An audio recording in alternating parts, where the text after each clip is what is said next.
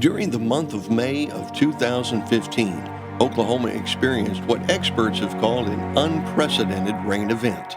On the heels of one of the most severe droughts in our state, record-breaking accumulations put many Oklahomans at their breaking points. Swollen rivers and lakes, floods, loss of property, and even loss of life will mark the flood of 2015 as a trying time in our state's history. Well, we have to keep in mind this past May set a record for any month in the entire history of Oklahoma, but it was preceded by almost 5 years of drought. So the ground had been pretty hard, and when we first started getting the rain, there was some runoff because the ground was hard. Then the ground got saturated, and that made the runoff even more of a problem. But by the time the month was over, what was fascinating is we didn't just break the previous record, we shattered it by more than 4 inches. Usually when you break a record, it's by little increments, but not this time. We completely and totally shattered the previous record by 4 inches. So that's remarkable. The best we can tell is it seems to have been related to a developing El Nino, which is a phenomenon that occurs out in the Pacific Ocean, the equatorial Pacific Ocean, which does have an impact on our weather sometimes, not always, but sometimes. And it looks like that played a significant role this time around. Every event that came along was producing as much or more rain than what we were expecting. Every event seemed like it was coming along a little heavier than what the projections were. And we were seeing that more of that was going to be happening as the rest of the month unfolded. So about halfway through the month, we could see, unless there was some kind of big surprise, this was going to turn out to be a history-making month. So about halfway through the month, it started getting real interesting. Since the impacts of the rain were felt statewide, many were left wondering how fishing and the fish themselves would be impacted. What would be the short-term and long-term effects of all the rain on Oklahoma's abundant angling opportunities? The first thing I would say about high water events is there's some negative impacts, but there's also a bunch of positive impacts. The negative impacts are more centered on access and what the angler's able to get to and how they're able to fish. It limits access in a lot of ways and creates tougher fishing conditions with the rising water. Now, once that water has risen and it stays up in the inundated vegetation, you've got all these grasses and all this brush that's grown over the last 3 or 4 years while the water was low. Now all of a sudden all of that cover becomes fish habitat. In the region that I'm over in south central Oklahoma, a lot of our lakes are at full capacity. They're in flood stage. It's a difficult time right now for water managers. But it's Texoma specifically, the lake is about 70 years old, and it has only been at this elevations that we're seeing right now about 4 different times. In 57, in 1990, more recently in 2007, and then the spring of 2015, where the lake got up to the elevation where it was actually topped the spillway. Liggert was built in 1945 or so by the farmers out in southwest Oklahoma to irrigate primarily. So as it was serving its function the last few years through the drought, it was drained for cotton production. And the lake just never did fill up these last few years like it usually does. Usually every year they draw it down for cotton production and then it fills back up naturally. Well, we went through such a drought that from 2011 to 2015, it never refilled. And so it sat low at an unprecedented level for a long time. And as it did that, the lake got saltier and saltier and made it more vulnerable to golden algae, and back in 2012 it died completely. We lost every fish in the lake.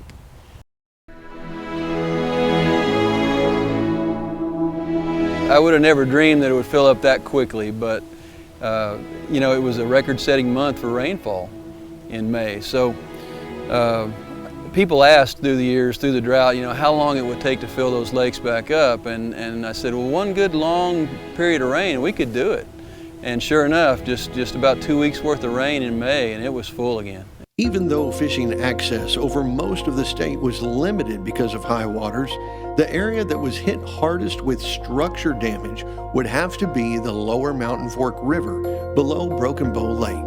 Trout anglers will remember that this area was impacted before in 2009, but this time the damage was much worse. So the major differences that we see from the releases we experienced this year in 2015 as opposed to 2009 was just the amount of erosion, the increased amount of erosion entirely down the stream. In 2009, we saw some sediment removal. This year, it widened the channel down to the bedrock in the majority of the Spillway Creek area, especially down through the Cold Hole area. Because the flows were 4 times greater than we experienced in 2009, we saw a greater deposit of sediment here at the Cold Hole area and what was Lost Creek and into Evening Hole. Due to the severe erosion upstream, we saw greater deposits of sediment and debris here at the Cold Hole and Lost Creek area into Evening Hole area that we didn't see in 2009. When anglers return to the stream, they're going to see a different stream, especially from Spillway down through Cold Hole. It's not bad. The erosion caused makes it look bad, but overall the stream looks more natural than it did before. We see more habitat that's more suitable for trout than we could have done physically, which takes a financial burden off of us and improves the trout stream. Mother Nature has a way of fixing things to benefit nature itself. So we see damage, but we don't necessarily consider it a loss in a lot of the area. We did lose the area known as Lost Creek. Sediment filled that area up. It was just a small portion of stream. Biologists want to stress that the long-term benefits of what Oklahoma experienced in May of 2015 far outweigh any temporary setbacks. We endured a long episode of pain, you might say, with the lakes being so far down and fishing was off and that sort of thing. But I look at things, you know, there's a silver lining in every situation, and this is going to be a bonus down the road. If people can just hang on, 5 years from now, 10 years from now, when these fish that are raised now in these lakes, when they mature, fishing could be incredible. The high water elevations give those fish a lot more nursery habitat and provide a lot more cover for those fish so they can survive the first couple months of their life and have a better chance to reach age 1, to reach 6 or 8 inches when there's fewer predators that can get them. So the biological impact long-term from having this kind of elevated water is very much positive, because we're able to raise stronger year classes of fish, to create larger populations of juvenile bass and juvenile crappie that will survive and become adults. So the fishing 2 and 3 and 4 years down the road will definitely benefit. It'll definitely be improved from this kind of flooded vegetation. There are some species of fish that actually thrive in high water conditions, such as alligator gar. They like high inundated water, getting back in flooded terrestrial vegetation, and they certainly have that available to them now. For a long-lived fish that spawn just periodically, these types of years with floods or with high water are important for them.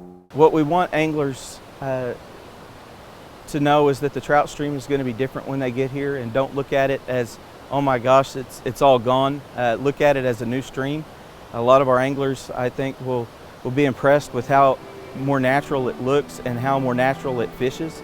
They've gotten accustomed to certain holes and pools up and down the river and how they fish. It's going to present new challenges. They'll have a new stream to learn how to fish all over again. There's not a runoff water temperature change impact on these fish because of the timing of when this happened. The rising water happened in the first 2 to 3 weeks of May. The impacts aren't there for largemouth bass and crappie and these other species, these sport fish, because they've already spawned. The bass have already left the nest, the fry have already hatched, the crappie have already hatched the eggs off of the nest. So now there's a bunch of fry and fingerlings out there. If the water level would have risen, let's say a month earlier in April, and you've got changing water levels while these fish are trying to nest and spawn, then it could have been a negative impact. But the timing of when this happened basically allowed our bass and our crappie and other sport fish to have already spawned, and therefore it did not impact their spawning season. It did not impact the adults being able to successfully nest or brood fish. I wish it would have taken a little longer to happen instead of happening over such a short time frame because of the flooding problems it created. But I was glad to see the lakes get replenished, the streams get refreshed, and all the ponds get filled back up. Because there was a lot of ponds that were getting very low. And so it's good to see water in everything now, and that's bound to have some positive impacts down the road. I know there's some negatives right now, but down the road it's bound to have some positive impacts.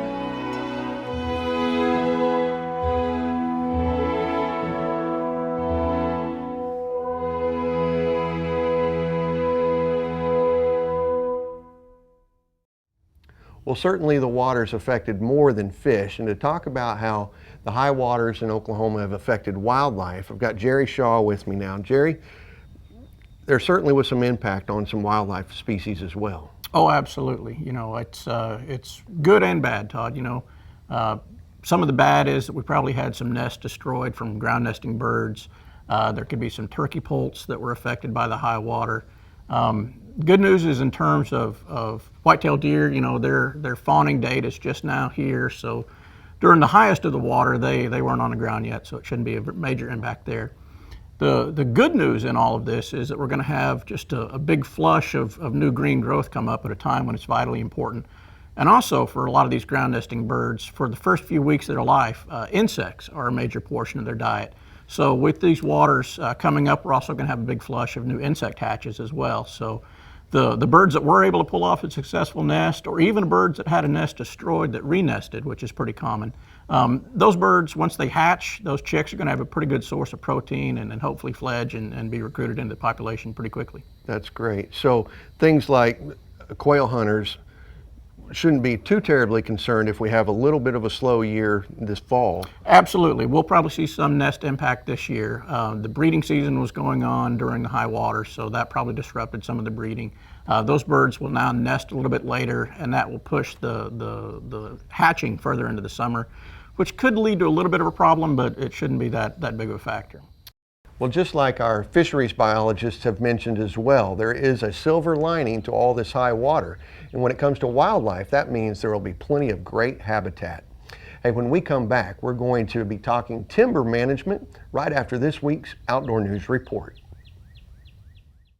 You know, Jerry, we've talked a lot about how this flood event will affect the wildlife, but what about our constituents? Is there an impact on them as well? There will definitely be some impact. The amount of that impact probably yet to be seen, Todd.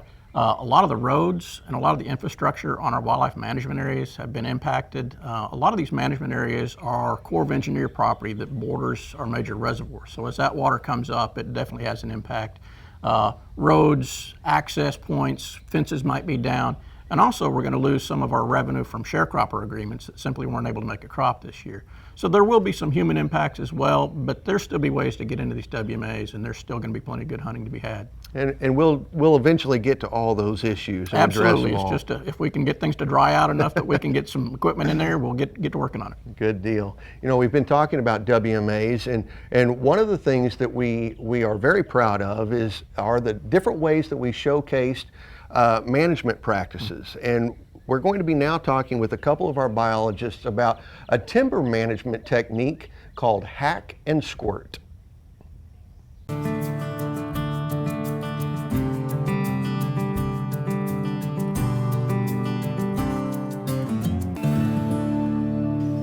name is Rosalie Walker, and this is your Management Minute.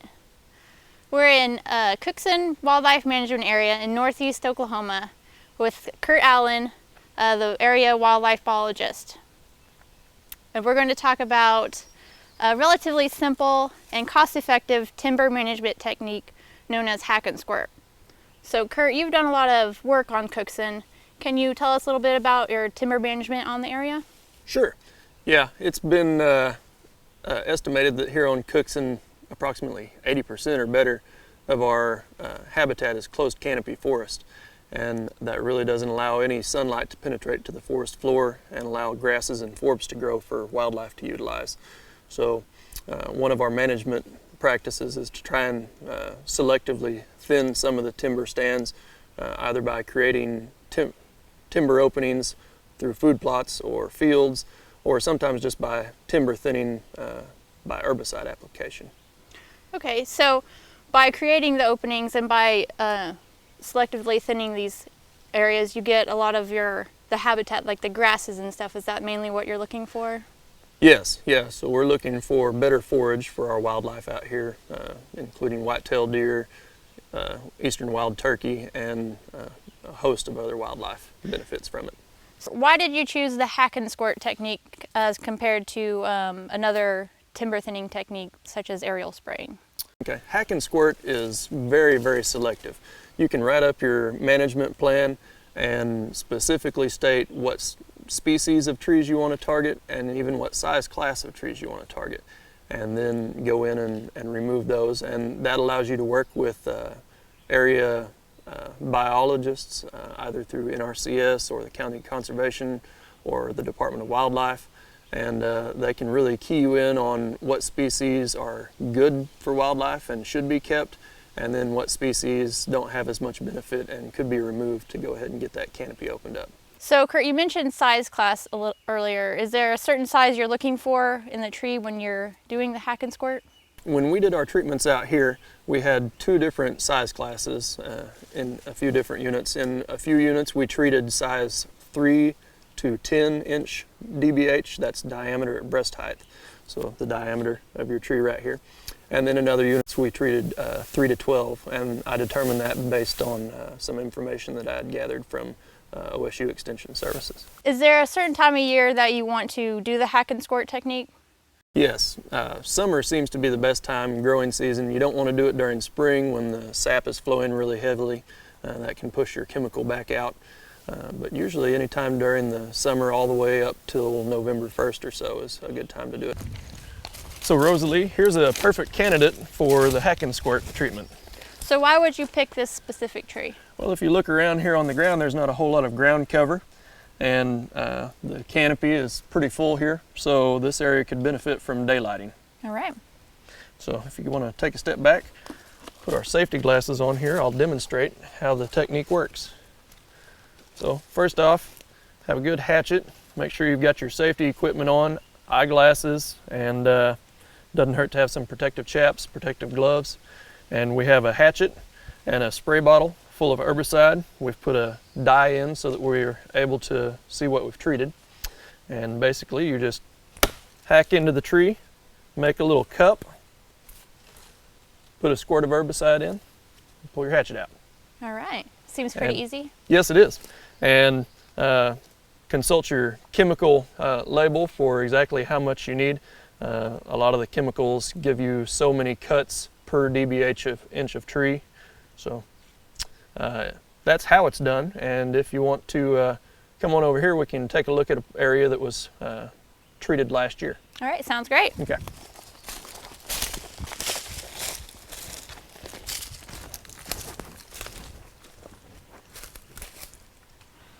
Rosalie, we're here on a ridgetop that was treated about a year ago, and this is really a prime candidate spot for this kind of treatment. And you can see here behind us the dead timber that's left standing after the herbicide treatment. And you can already see the response that we've gotten. Some blue stem that was growing last year after the treatment, and already this year there's a lot of grass cover that's growing up, and a lot of native grasses and forbs are already starting to show. Well, this looks really good. For more information on Hack and Squirt and other habitat management techniques, you can log on to wildlifedepartment.com and subscribe to our landowner newsletter, Your Side of the Fence. This has been your Management Minute. You know, Jerry, it would almost be appropriate that it would start raining today once again, and some may look at it like we just cannot catch a break, but the good news is when it comes to fish and wildlife in Oklahoma, this is the best we could have ever hoped for. Absolutely. We've been in a long-term drought across most of the state, and these rains have absolutely alleviated much of that concern. It's refilled reservoirs. It's going to improve the habitat. We're going to see green growth where we've seen brown for years. So while there are going to be some impacts short-term, long-term, this is something that's happened throughout history. The wildlife has recovered each and every time we've had a flooding event. The habitat has recovered from flooding events, and this one won't be any different. Well, and that's great news for hunters and anglers. Thanks for joining us today. For all of us at your Wildlife Department, I'm Todd Craighead, and we'll see you right here next time on Outdoor Oklahoma.